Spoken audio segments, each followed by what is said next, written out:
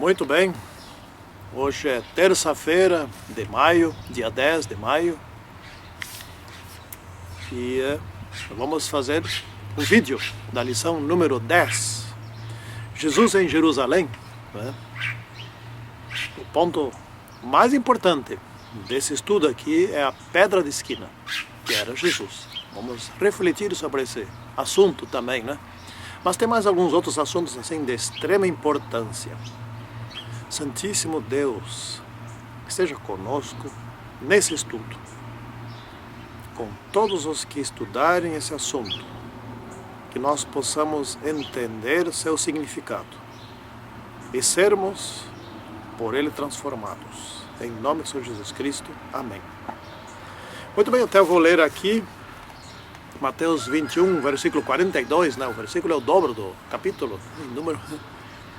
Perguntou-lhe Jesus: nunca lestes nas Escrituras, a pedra que os construtores rejeitaram, essa veio a ser a principal pedra angular, isto é, isto procede do Senhor e é maravilhoso aos vossos olhos? Bom, nós vamos refletir sobre essa pedra angular no estudo mais adiante, né? Na parte de quarta-feira, então vamos deixar para lá. Mas vamos iniciar assim, tanto uma pedra tinha sido rejeitada na construção do templo, lá no tempo de Salomão, quanto uma pedra foi rejeitada no segundo templo, nos dias de Jesus Cristo. Esse é o fato aqui. Bom, estavam os judeus chorando e lamentando lá quando concluíram a construção do segundo templo e olharam para aquele templo, já olharam para os fundamentos do templo e viram: é muito inferior ao primeiro templo. A glória do segundo templo nem comparar com o primeiro templo, muito inferior. Um templinho, né? Tamanho, tudo bem, provavelmente as mesmas dimensões, muito próximo, mas não tinha todo aquele ouro, aquela glória material. Porque no primeiro templo, eles tinham ali, no segundo compartimento, no lugar santíssimo, o Shekinah, estava ali a arca do concerto, dentro da arca do concerto os 10 mandamentos estavam lá. E sobre os 10 mandamentos havia uma tampa, não é? E ali, sobre aquela tampa, se manifestava a glória de Deus, a presença visível de Deus. Por isso que aquele lugar era tão sagrado. Era porque Deus estava lá. Essa era a razão. E eles, essa arca do concerto, e o seu conteúdo, que eram os 10 mandamentos, quando o primeiro templo foi destruído e foi retirado de lá por zelosos judeus, e eles, sob guia de um anjo, esconderam, e essa arca existe, está em algum lugar lá na Judeia, lá em Jerusalém, em algum subterrâneo, em algum lugar por lá. Existe, está protegida por Deus. Nunca alguém encontrou. E a senhora White diz que ela aparecerá um pouco antes do fim de todas as coisas. Não diz mais que isso. Como vai aparecer, em que época, em que momento, não diz isso. Existem estudos falsos que disseram que já encontraram. Isso é falso, não é? E o segundo templo não tinha. Tinha o segundo compartimento, o lugar santíssimo, etc. Tal, mas no lugar da arca, não tinha nada, não é? Então não tinha aquela glória, não tinha nem a glória material, não tinha nem aquela arca, nada disso. E eles estavam chorando e lamentando. Mas veio o profeta Ageu, o idoso profeta Ageu, e também veio o profeta Zacarias, o jovem profeta Zacarias, e disseram que o segundo templo teria glória maior do que o primeiro templo. Que glória maior seria essa? O próprio Senhor, Deus, que orientou, que dera as medidas lá para Moisés, como teria que ser, primeiro o Santíssimo, o lugar santo, o pátio, os instrumentos, tudo como que devia ser. Esse estaria em carne e osso, como ser humano, no segundo templo. Então ele não estaria lá dentro, escondido, no lugar santíssimo, mas ele caminharia por lá, né? Ele entraria no templo, o próprio Senhor, e esse, como nós também estudaremos ainda nesta semana, seria rejeitado. Então a glória seria superior, não seriam duas tábuas de pedra, estaria lá o próprio caráter que era representado pelas duas tábuas de pedra, o próprio que escreveu com seu dedo o que havia, o conteúdo das duas tábuas de pedra, esse estaria lá, né? O Deus que falou lá do alto do Monte Sinai e que se manifestava ali no Shekinah, esse estaria lá. Então o primeiro templo tinha grande glória, mas o segundo templo teria a glória maior, porque ele seria visível, ele estaria ali entre o povo, caminharia entre o povo, educaria o povo, ensinaria a todos. Assim seria a glória verdadeira, né? Então vejam que coisa maravilhosa seria o segundo templo. E mais ainda que isso, o que representava lá fora, os sacrifícios, os cordeiros, o próprio cordeiro viria lá. E ele seria também sacrificado lá. Ora, isso é glória muito maior. Se culminaria nos dias do segundo templo aquilo que vinha sendo profetizado ao longo de séculos, de milênios, né? O Cordeiro de Deus estaria lá. Seria feito o sacrifício para que o plano da salvação se coroasse de êxito, para que Jesus tivesse o direito de salvar, o direito de perdoar. Tudo isso aconteceria no segundo templo, isso não aconteceu no primeiro templo. O primeiro templo estava prevendo que isso aconteceria. Claro, se o primeiro templo não tivesse sido destruído, chegaria no tempo de Jesus Cristo, teria lá o Shekinah, teria lá tudo. Eu não sei como é que seria, o Shekinah saísse de lá. E também teria Jesus, seria melhor ainda, teria um templo majestoso, né? Mas, enfim, erraram, até que o Nabucodonosor destruiu aquele templo, né? Bom, foram para o cativeiro, e depois de Cristo erraram, até que os romanos vieram lá e destruíram o segundo templo. Mas uma coisa não foi destruída: o plano da salvação. Os sacrifícios do primeiro templo continuaram. E o plano da salvação atravessou a destruição do primeiro templo, atravessou a destruição do segundo templo e se manteve. E a Igreja de Cristo se manteve e está hoje praticamente concluindo a pregação do Evangelho.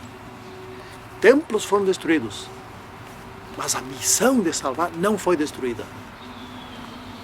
Esse é a grande vitória, não é? Jesus se tornou Messias, Satanás lutou, mas Jesus se tornou Messias e veio entre nós, não é? Bom, Jesus então veio e entrou no primeiro templo, no segundo templo, né? E ele chegou o dia dele montar aquele jumentinho, né? Isso foi domingo, no primeiro dia da semana. Então, antes disso, ele tinha sido ungido, e daí à tarde ele foi e providenciaram tudo. Ele montou o jumento, jumento, né? E cria de jumento, exato. E entrou, e eles pensaram, inclusive Judas, e todos eles pensaram: opa, agora sim nós vamos nos livrar do Império Romano. Não era isso que estava acontecendo. Ele estava ali comemorando a sua vitória na cruz. Ele estava anunciando a sua disposição de vencer na cruz. Ele estava comemorando a segunda vinda para levá-los. Estava comemorando a salvação deles todos, não para derrubar o Império Romano, mas sim para a vida eterna. Era muito mais. Em cima de um jumento, de modo humilde, ele estava comemorando algo que era uma vitória cósmica, algo impressionante, muito superior ao que se pudesse imaginar naquele tempo, e também muito superior ao que nós hoje podemos imaginar, porque coisas que nem olhos viram, nem ouvidos ouviram, e não pode ser imaginado pela nossa mente, isto é o que nós teremos. Isso estava sendo comemorado em cima de um jumento na entrada de Jerusalém. Ele entrou ali vitorioso, não para destruir o Império Romano, isso era muito pouco. Ele entrou vitorioso para resgatar milhões de pessoas aqui desse planeta através da cruz. Para isso que ele entrou em Jerusalém, não é? E depois, no outro dia, ele purificou o templo. Na segunda-feira ele foi lá, purificou. Era a segunda vez que ele está purificando o templo, porque o templo se tornou corrupto. Aqueles sacerdotes transformaram o templo numa casa de comércio, não é? Numa casa de lucros, uma casa de ganhos. Eles se corromperam. Vinham as pessoas para pedir perdão, e nessa necessidade de perdão tinham que contribuir com os comerciantes do templo. Essa segunda, a primeira também, mas a segunda foi uma sacudidura no templo, porque quando saíram aqueles comerciantes, o povo humilde chegou lá, à vontade, não tinha mais que pagar nada para pedir perdão, e o que dava o perdão estava ali, né? Entre ele e as pessoas que vinham em busca do perdão, que vinham em busca do conhecimento, das instruções, da sabedoria, não havia mais ninguém, não havia mais comerciantes, era direto. Assim ainda hoje é direto. Você quer falar com Deus, fala direto por meio da oração. Jesus tirou aqueles intermediários, não é? Então a corrupção foi afastada mais uma vez. Isto hoje é sacudidura. Vem a sacudidura, sairão da igreja aqueles intermediários que se adonam da igreja, que manipulam as pessoas e que se tornam como que ditadores. Quando vier o decreto dominical, essas pessoas se revelarão como as maiores inimigas da igreja e serão sacudidas para fora. Isso é o que representa também a segunda purificação do templo. Aliás, muito bem descrita por aquela figueira que estava em tempo de dar frutos. Já estava com folhas, portanto devia ter frutos, não é? Aliás, eu estou do lado de uma figueira aqui, né?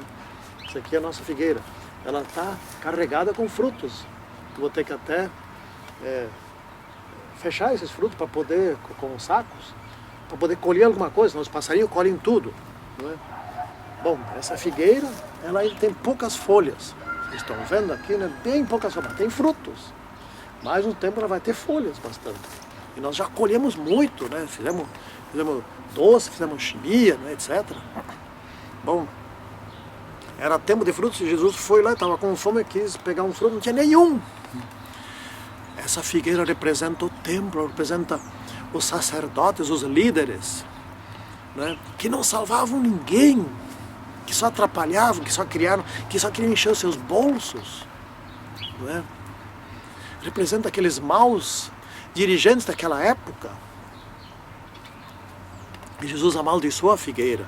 A figueira secou naquela hora mesmo. Ele falou, opa, no outro dia passava, está seca a figueira. Secou por quê? Porque representava o templo que foi destruído no ano 70, que não servia para nada. Aliás, depois que Jesus foi morto, que não precisavam mais fazer sacrifício de animais, continuaram fazendo aqueles sacrifícios de animais. E tem uma igreja, a maior de todas as igrejas cristãs, que ainda continua fazendo um falso sacrifício de animal. Animal não, o sacrifício do corpo de Jesus Cristo. Não é? Isso agora é inútil, porque agora o verdadeiro Cordeiro já foi sacrificado definitivamente. Agora tudo que nós temos que fazer é chegar a Ele, pedir perdão e sermos salvos por Ele. Tudo é só isso que tem que ser feito, não é? Então a figueira era a nação judaica, que não servia mais para nada, né? O mundo entrou no templo e sob controle dos sacerdotes. A entrada do mundo entrou sob controle dos sacerdotes, né? Agora vamos estudar um pouco sobre a pedra. E Jesus, naquele tempo, ele foi rejeitado pelos sacerdotes, pelos escribas, pelos fariseus, pelos saduceus, enfim, e por grande parte do povo também foi rejeitado.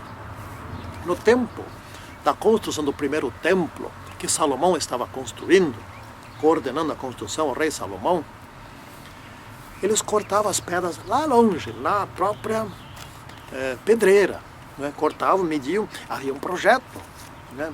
Então eles colocavam nos 4 cantos de um prédio pedras bem grandes, fazia com que o prédio se tornasse extremamente forte, e depois, como alicerce, também pedras grandes, mas não tanto. Mas nos cantos havia pedras bem grandes, e no canto direito, em frente ao canto direito, a pedra era maior. Eu não consegui descrever porquê, mas era maior, né? E não sei se começaram a fazer maior lá no Templo de Salomão, também não consegui descobrir isso tudo. Mas o fato é que cortaram uma pedra maior, que, segundo o projeto, se encaixava ali. E quando chegaram ali, transportaram aquilo, com muito esforço, transportaram aquela pedra até o lugar da construção. Os construtores chegaram a olhar e disseram: mas essa pedra aqui está fora do tamanho, ela é maior que as outras de canto. E olharam, só tem 3 pedras de canto, e essa quarta que é maior. Botaram de lado, rejeitaram a pedra. E mal sabiam que eles estavam simbolizando a futura rejeição do próprio Jesus Cristo, que era simbolizado por aquela pedra angular da esquina principal do prédio. Não é? Pode uma coisa assim. Como que é bonito o estudo da Bíblia. Quanta coisa, quem sabe, ainda existe escondido dentro desse estudo, para nós descobrirmos quanta coisa, não é? Pois bem, o que aconteceu? No tempo de Jesus, ele foi rejeitado. Ele que era a pedra principal, simbolizado por aquela pedra, onde depois os construtores estavam construindo, aí viram pelo projeto: opa, mas tem que, aqui vai uma pedra maior. Foram procurar, cadê a pedra? Acharam a pedra. Oh, essa se encaixa perfeitamente, segundo o projeto.